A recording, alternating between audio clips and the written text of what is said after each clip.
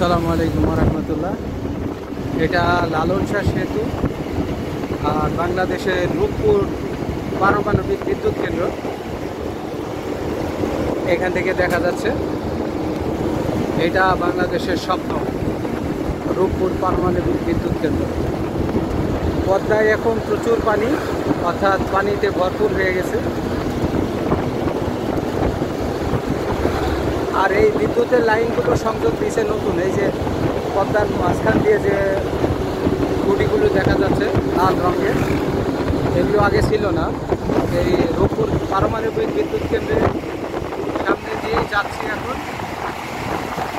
এটা আমাদের বাংলাদেশের স্বপ্ন যে এটা চালু হয়ে গেলে বাংলাদেশে আর বিদ্যুৎ নিয়ে সমস্যা থাকবে না ইনশাআল্লাহ।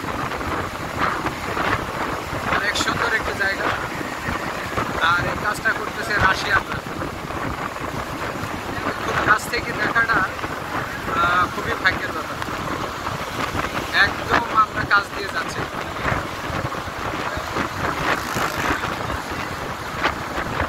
আমি দেখলাম যে আমি একা একা দেখবো, আপনাদেরও দেখাই, একটু দেখতে থাকেন। সুন্দর একটি জায়গা যেটার পাশ দিয়ে যাচ্ছি, একেবারে খুবই সন্নিকটে। গাছগাছালি আছে, সুন্দর একটি পরিবেশ। আর এখানে সেনাবাহিনীর তত্ত্বাবধানে কাজ চলছে। সুন্দর জায়গা।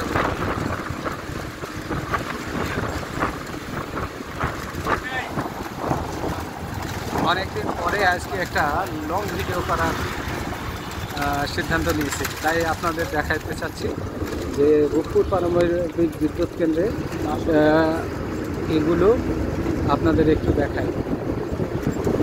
দৃশ্য অনেক সুন্দর, অর্থাৎ লালন শাহ সেতু যেটা কুষ্টিয়া এবং পাইকশির সংযোগ স্থল।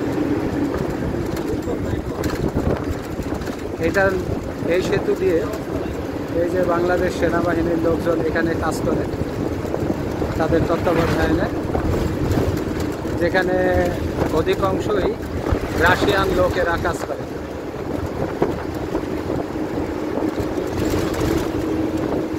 অনেক বড় একটা প্রজেক্ট, মাশাআল্লাহ, খুবই সুন্দর।